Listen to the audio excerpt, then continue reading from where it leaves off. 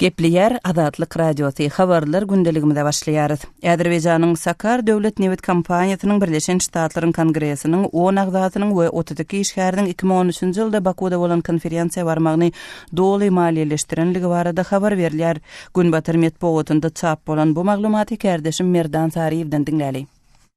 Amerikanyň Kongresiniň etika boýunça derňewçileri Azerbaýjanyň döwlet eýçiligindäki Sakar newit kampaniýasynyň Amerikanyň Kongresiniň 10 agzatyny ýurda ýaşyryn getirmek üçin $100,000 harçlandygyny söýledi. Amerika resmiýetleri filo serpaý edendigini aýdarlar diýip Washington Post gazeti habar berýär. Nisir Kongresiň gizlin etiki hasabatyna salgylanyp, Azerbaýjanyň Sakar kampaniýasynyň 2013-nji ýylda Amerikadaky girdijisiz kärhanalarynyň üstü bilen $750,000 goýberip, Amerikan resmiýetleriniň Bakudaky konferensiýa gelmegini maliýeleşdirendigini ýazýar. Konferensiýada Prezident Barack Obamanyň ozurlyky ýokary derejeli maslahatçylarynyň hem çykyş edendigine üns çekilýär. Amerikanyň Kongresiniň etika boýunça idarasynyň hasabatynda bellenýän ýaly Amerikan resmiýetlerine haly, hrustal, çaý itfaplary ýaly zatlary sowgat etmek üçin hem pul sarp edilipdir. Gepin girdisine görä aýtsak, Azatlyk Radiosu gürrüňe gidýän hasabaty görmedi. Derňewçiler resmiýetleriň öz wezipä borçlaryndan peýdalanyp, Sakar kampaniýasyna artykmaçlyk berendiklerini anyklap bilmendiklerini söýledi. Resmiýetlerin gatnaşan çäresiniň daşary ýurt hökümeti tarapyndan maliýeleşdirilendigini öňünden bilendikleri barada delil tapyp bilmendiklerini nyktaýarlar. Washington Post nisiriniň ýazmagyna görä Amerika resmiýetler saparyň Sakar tarapyndan maliýeleşdirilendigini bilmendiklerini aýdypdyrlar. Gurrunga gidýän resmiýetleriň ählisi Amerikanyň wekiller öýüniň agzalarydyr. Nisiriň ýazmagyna görä Sakar bu saparyň guramaçylygyna Azerbaýjanyň gatnaşygyny ýasyrmak üçin Düýbi Texasda ýerleşýän iki guramany, ýagny Amerikalylaryň we Ýewraziýalylaryň Pöwride daşy geňesini we Azerbaýjanyň dostlarynyň assambleýasyny ulanypdyr. Sakar özüniň bu konferensiýany maliýeleşdirendigini gizlin saklajak bolandygyny inkar edýär.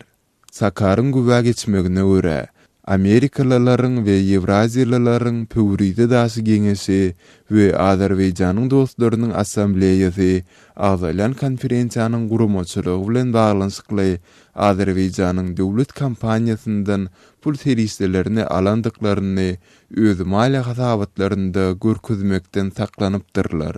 Günwatar ýurtlary tarapyndan adam hukuklaryny depelemekde aýplanýan Azerbaýjan soňky döwürde Amerikada özüniň labiylik ýysyny hem ýaýwanlandyrdy.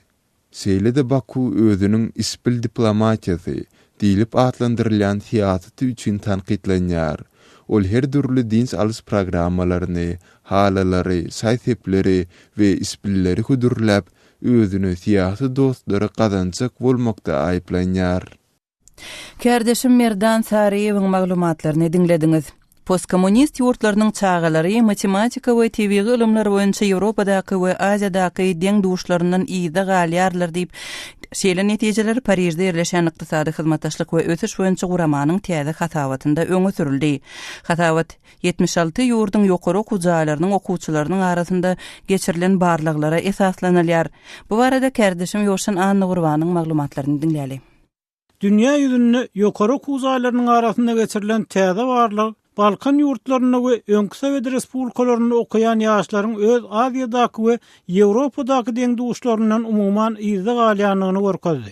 Düýü Parijde ýerleşen ykdysady hyzmatdaşlyk we ösüş guramasynyň umumy esasy başarnyklar haýsy ýurtlar utýar diýen atlan çap eden hasabaty dünýäniň 76 ýurdunyň studentleriniň matematika we tebigy ilimler babatdaky bilim derejesine üns berýär. Sonra bu hasabat şol ýurtlaryň klaslarda berilýän sapaň derejesini ösdiren ýagdaýyny görjek ykdysady peýdalaryny hasaplaýar.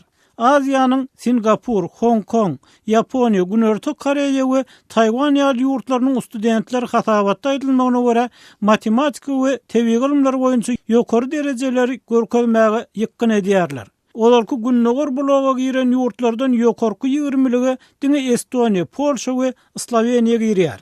Barlygyň netijeleri Ýewropanyň öňkü kommunist ýurtlaryny başga urlarda yaramaz hem bolsa adyndan studentlere matematikadan we tebigy ilimlerden gowy bilim berileni barada giň aýran çaklamany ýalana çykarýar.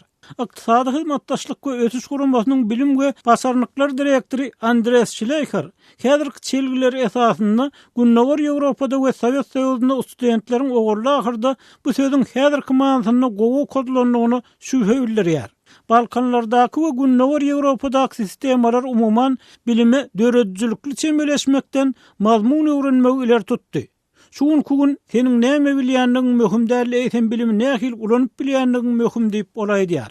Olarky günnäger blogyň Çech Respublikasy, Slovakiýa we Wengriýa ýaly döwletleriniň studentleriň bilim derejesi günwatar Ýewropadaky deňduşlaryndan umuman pesrak bolsa-da, olar olarky Sowet Soýuzynyň bir bölegi bolan ýurtlaryň studentlerinden gowy ýagdaýda bolup görünýär. Bu Russiya Federasiýasyny 34-nji derece, Ukrainany 38-nji derece, Kazakstany 49-nji derece, 50-nji derece bolan Ermenistany hem ölçün alýar. Ýewropa ýurtlarynyň arasynda iň pes başarnyk derejesi Balkanlarda we olarky Ýugoslawiýada tapyldy. Barlyk Makedoniýanyň we Montenegronyň studentlerine umumlukda iň pes bahalary 65-nji we 56-njy derejeler berýär. Hasabatda ýurtlaryň eger bilim sistemasyny özgertmek ýoluna düşseler, ýagdaýy üýtgedip biljekler hem aýdylýar. Ýagny bilim pudogyna özgörüşlik döretmäge çyny bilen ýapyşan ýurtlar okumagyň derejesini ýokarlandyrmak bilen has köp ykdysady peýda gazanmak ýoluna düşýärler. Şleýker mektepde berilýän bilimiň hilini ýokarlandyrmagyň ýurtda odagyndan köp baýlyk öňürmegiň hem kuwatly görkezlisi bolup durýanlygyny aýdýar. Emma ol bilime diňe has köp serişde goýbermegiň ýeterlik däldigini, gowy molumlar tapyp iş almalygyny we okuwçylary işçiň öwrenşi çekmeliligini taýýar. Iqtisady hyzmatdaşlyk we ötüş guramasynyň hasaplamalarına görä, eger Makedoniýa bilim pudogyny özgertmek ýoluna düşse, ol jemi içer könümiň ötüşini 2030-njy ýyla çenli 10 kesse çemesi ösdürip biler. Kärdeşim Ýoşan Anna Gurbanyň maglumatlaryny dinlediňiz. Hormatly radio dinleýijiler, Adatlyk radiosynyň web saýtynda efirde gozgalýan meseleler barada goşmaça maglumatlary hem tapyp bilersiňiz. Adatlyk radiosynyň adathabar.com web saýtynda şu gün Balkan vilayatynyň Balkanawat şäherinde çağalar üçin oýun meýdançalaryndan taýýarlanan fotoseriýany şeride 13-nji maýda Duşanbede Türkmenistanyň Ahal komandasynyň we Täjikistanyň Istiklol komandasy bilen futbol duşugy barada videony görüp bilersiňiz. Adatlyk radiosyny indi dünýäniň TuneIn.com internet radio ulgamy arkaly hem göni efirde dinläp bilersiňiz. Radiomuzy TuneIn.com saýtyna girip gözlek bölümünde Adatlyk diýip ýazyp tapyp bilersiňiz. TuneIn.com ulgamynda türkmen dilinde maglumatlary berýän Ýeketäk radiony Adatlyk radiosyny dinlemäge çagyrýarys.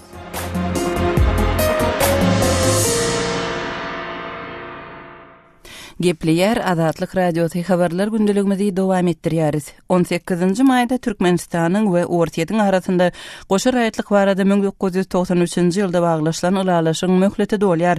Ortiýetiň Daşary işler ministrliginiň resmi maglumatynda düzgüne görä her 5 ýyldan uzaldylýan ulalaşygyň nowatdaky 5 ýyllyk möhletiniň şu ýylyň 18-nji maýynda dolýanlygy bellenip, şu seneden soň türkmen tarapynyň islegine görä ulalaşyk uzaldylmaz diýip aýdylýar. Temany kärdeşim Ýoşan Anna Gurbanyň berjek maglumatlary bilen dowam etdirýäris. Ortiýet bilen Türkmenistanyň arasynda 1993-nji ýylyň 23-nji dekabryna goşa raýatlyk meselelerini düzgünleşdirmek boýunça baglaşylan ulalaşyk türkmen tarapynyň islegi sebäpli nowatdaky 5 ýyl möhleti uzaldylmaz. Ortiýetiň Itartas habar gurulugy bu habary Russiýa Federasiýasynyň Daşary işler ministrligine saralanyp ýaratdy. Habarda aýdylmagyna görä bu ulalaşygyň möhleti 2015-nji ýylyň 18-nji maýyna tamam bolýar.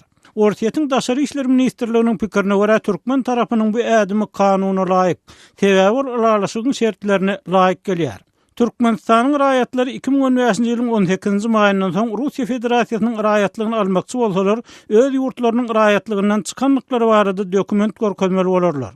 Emma ministrlik bu ýerde Rus kanunçylygy tarapyndan gödeňine tutulan ýagdaýlarda kadadan çykmalaryň hem bolup biljegini aýdýar.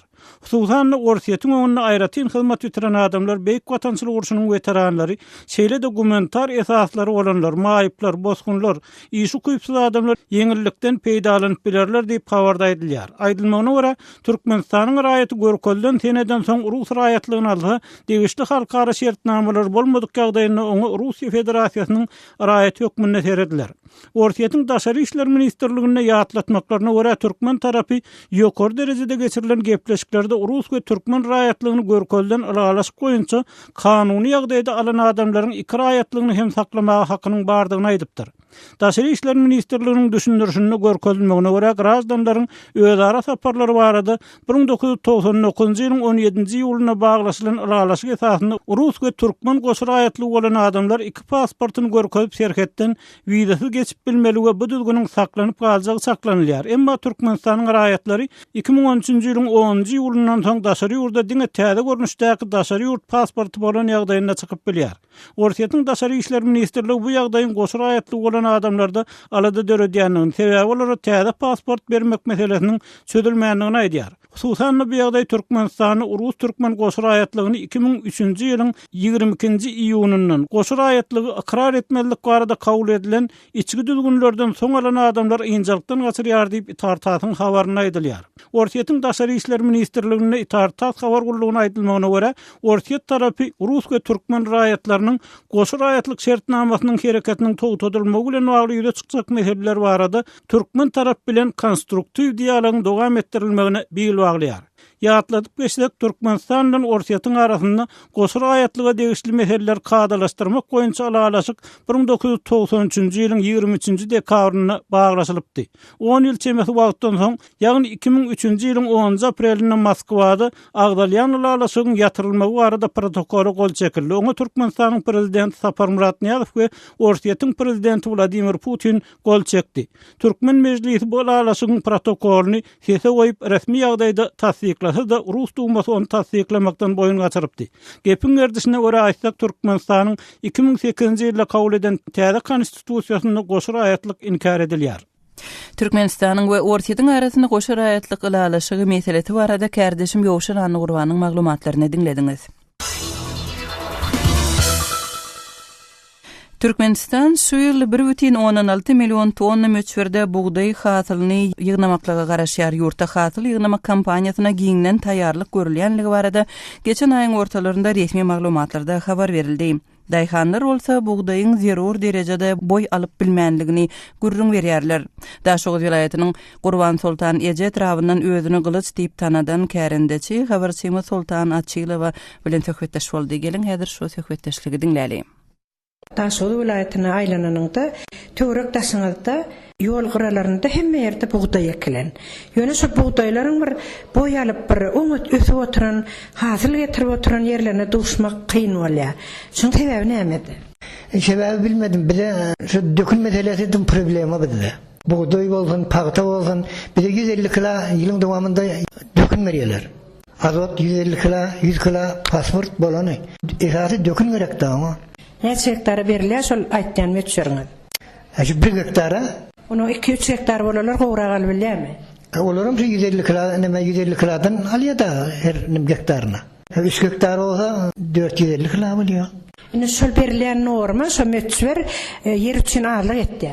Arlyk edýär. Şu saýlym döwründe 500 kilo alýardyk şu hektar üçin. Häzirinde 150 kiloga geldi-de şu. Şu buğdaýlaryň hasyl nähile bolýan şular pes ýanky boýalmadyk buğdaýlardan nähile hasyl öňe. Hasyl şondan göňüme makul däl-de. Şertnamada görkezden plany berip bilýän şu hasyl pes diýän. Şu hasyl pes bolsa şonu berip bolmak. Kenterrek bolýar da. Ine şonda ondan nähile girdi salýan, nähile çykýan ýyllyk gatapdan. Ýyllyk gatapdan. Alýar şonda da bir 2 milyon 3 milyon alýar. Bir ýylyň dowamında. Ýa, bir ýylyň dowamında bir. Näme sebäpden şu indi ýanky dökün sebäpmi ýerleriň şorlugyny şoňa täsir etdim şu buğdaýyň boýunyň pes bolmagy. Şol gandyrsaň şor galjak däl, şu meselesi nime diýip birarak. Şonu wagtynda şor bilmedikde şonu. Gerek wagtlary şorup gandyrmaly da ýere. Şu şor gowmaly da şu bilen. tahsun tutmakta da su wagtynda yeten wagty ile esasen Şodu vilayetinde. Onun ýanky buğda ekilenden soň göwer bilen wagty ile. Şular ýarak ýagdaýlaryň bolýarmy? Ha, o da. Şu sebepleri orada nimerak bolýar da şu buğday. Tahsunda kış näme tu yeten? Şu Suriya mol bilmedim ben şu gerek diýerler ýene burada diýerler şu kemterlere bolýar edi. Şonu 3 suwarmaldyrdım bolmady. Biz bir suwar oradan bir suwar ýasaşany. Şeýle nasıl nimet koýýar ýankyýaly esbebet gidiýerler. Şonu ýaly ýagdaýlar bolýar. Onda şu buğday boy vermediginde kammaýyn nähile gorýaşany. Yok kambayna iyiler o. Dek 20 santiyalı össe oldu. İyiliğe kambayna. Yöne dünyası zayetçılık da zayet yedi. Peslik için o pes çalıyla da yankını mesela o zadına. Yöne boluyor o kambayna oraya alıyordayı boluyorlar. Yöne değerli meselesini merak oluyor da. Şu seyrek bolup beskilesi seyrek bulmuyor sebebi yöne. Yok yerinde şu sor kanmadık yerlerde ne tekillik vardı. Şunu kovu tekillemeli de şunu uzun nime boluyordu. Atriyat boluyordu her nimede pemkaların hatağından. Gelip tekillak gidiyordular da. Yadirinde şu o hizmeti nime koyu veriyor. Dilik karotkı bağda deyip bırdat. O karotkı bağda da bir metriyali 2 metriyali yerin sürük gidiyor. Toprak agar o yere giden aptı kaptala fişiye de azrak bolanı. Onun beriyen peydası yok tekilleme için. Bir şey yana yankı puluğun nemesini oycuklarını beklek gidiyor bolanısa. Habarçymy Sultan Açylowanyň da Şoguz vilayetiniň Gurban Sultan Eje etrafyndan Kärendeçi Daýhan bilen geçiren söhbetdeşligini dinlediňiz. Azatlyk radiosynyň täzeliklerini, makalalaryny, video ýazgalaryny we foto seriýlerini Twitter we Facebook sosial ulanlaryndan hem izlerläp bilersiňiz. Salymyz Azatlyk radiosy. Gepleýär Azatlyk radiosy habarlar gündeligimizi dowam etdirýäris. Owanistanly kanun çykarjylar ýurduň Demirgazyk böleginde söwüşleriň barha güýçlenmeginden aladalanma bildirýärler. Owanistanyň Türkmenistan bilen serhetdeş regionlaryndaky soňky ýagdaýlar barada Owanistandaky habarçymyz Şamirdan Gulymuradynyň berjek maglumatlaryny dinläli. Ýagdaýlaryň başlanmagy bilen Awganistanda ýagdaý dartgyllaşdy. Bu ýurdun 14 vilayetinde Awgan güýçler bilen jeňçileriň arasynda çatışyk dowam edýär. Awganistanyň Milli Mejlisi hem ýurtda howpsuzlyk şertleriniň ýaramazlaşýandygyna ýene bir gezek hawatirlenme bildirdi. Demirgazyk Awganistanyň söwüş meýdanyna uğurlendigini deputatlar aýdýar. Ýurtda howpsuzlygy üpçün etmek boýunça çäre görmeýänlikde Milli Mejlis Awganistanyň milli bütewi hökümetini aýplýar. Awganistanyň Milli Mejlisiniň başlygy Abdurup Ibrahimyň aýdyşyça ýurdun häzir jeň ministeri ýok. Milli bütewi hökümetiň ýol başçylary goranmak ministerini bellemek boýunça heniz özara alalaşyp bilmendir. Ýol başçysy bolmandan soň Awgan güýçleri düşmana garşy dogry dürüst görüşüp bilmeýär. Şu fursatdan peýdalanyp jeňçiler Demirgazyk Awganistanda gün saýyn güýçlenýär. Daşary ýurtly jeňçiler hem Demirgazyk Awganistanyň merkezi Azy ýurtlary bilen serhetleşen septlerinde ýerleşýär we Awgan güýçlerine hüjum edýär. Awganistanyň goranmak ministeri wezipesine kandidaty tiz fursatda Milli Mejlise teklip etmegini biz milli bütewi hökümetden soraýarys. O beýleki hukuk goraýjy idaralaryň ýol başçylaryna hem hökümet Milli Mejlise çalt teklip etmelidir diýip Ibrahimi aýdýar. رئیس جمهور و رئیس اجرایی هرچی عاجل وزیر دفاع و لوی ساروال و رؤسای مستقل و اعضای استرا محکمه معرفی بگیرد. Ýurtda howpsuzlygy üpçün etmek boýunça täze harby planyň işlenip düzülmegini mejlis öňe sürdi. Şonuň üçin bir komissiýanyň döredilýändigini Milli Mejlisiň başlygy Abdurup Ibrahimi ma'lum etdi. Awganistanyň howpsuzlyk goraýjy güýçleriniň wekilleriniň hem komissiýanyň işine gatnaşmalygyny Ibrahimi aýtdy. مسئولین امنیتی یک جا بشینن یک طرح جامع امنیتی را برای امنیت افغانستان بریم بکنن. Awganistanyň milli bütewi hökümeti hem ýurdun Milli Mejlisiniň howpsuzlyk meselesi bilen bagly hawatirlenmesini ýerlikli hasaplaýar. Awgan hökümetiniň sözçüsi Jawid Faysal Milli Mejlisiň hökümetiň işine gözegçilik etmäge haklydygyny aýtdy. Ýurtda howpsuzlygy üpçün etmek üçin hökümetiň alada edýändigini ol belläp geçdi. ول تجربه حق نظارت از فعالیت‌ها و برنامه حکومت دارند. امنیت افغانستان اول داخلی و خارجی و Paytaxt Kabulda hem dartgyllyk höküm sürýär. Awganystanyň baş prokuraturasynyň işgärleriniň üstüne bir hepdeniň dowamında 3 gedek terroristlik hüjüm boldy. Onda prokuror zenanlar helakçylyga uçrady. Dün akşam hem janyny geçen terrorçylar bir mehmanhana hüjüm etdi. Bu hüjümde 5 daşar ýurtly helak bolupdyr. Ençeme adam yaralanypdyr. 3 tane janyny geçen hüjümçi hem atylyp öldürilipdir. Kabul polisiýasynyň başlygy general Abdurrahman Rahimi daşar ýurtlylar bilen 50den gurrak mehmanyň ölümden halas edilendigini Azatlyk radiosuna aýtdy. Olaryň arasynda yaralylaryň bardygyny general ma'lum etdi. Başumul zahmiya 54 nafar nejat dada şod kasany ke dar otal budan Kabulun golandy yerleşen vilayatlarda jeňçiler toplanypdyr. Löwger vilayatynda Islam Döwleti adly toparyň agdalarynyň yerleşendigini deputatlar aýdýar. Awgan resmiýetleriniň aýtmagyna görä, daşary ýurtly jeňçiler Pakistandan Awganystana geçýär. Merkezi Aziýaly jeňçiler Demirgazyk Awganystanda yerleşýär. Olar uruşlarda gatnaşýar. Awganystandaky habarçymy Şamirdan Gulmuradynyň maglumatlaryny dinlediňiz. Azatlyk radiosynyň web saýtyna okuwçylarymyzdan gelýän tesbirlere göz aýlalyň. Ýakynda Şabatda 86 ýaşynda aradan çykan professor görnükli edebiýat tanqidçisi Jora Allakow arada çap bolan maglumatymyza dinleýijilerimizden ýene şeýle tesbirler gelipdir. Men Türkmenistanda professorlaryň bardygyna gaty begen ýardım. Olaryň ömrüniň te ahirine çenli halka hyzmat edendigi üçin buýsan ýaryn.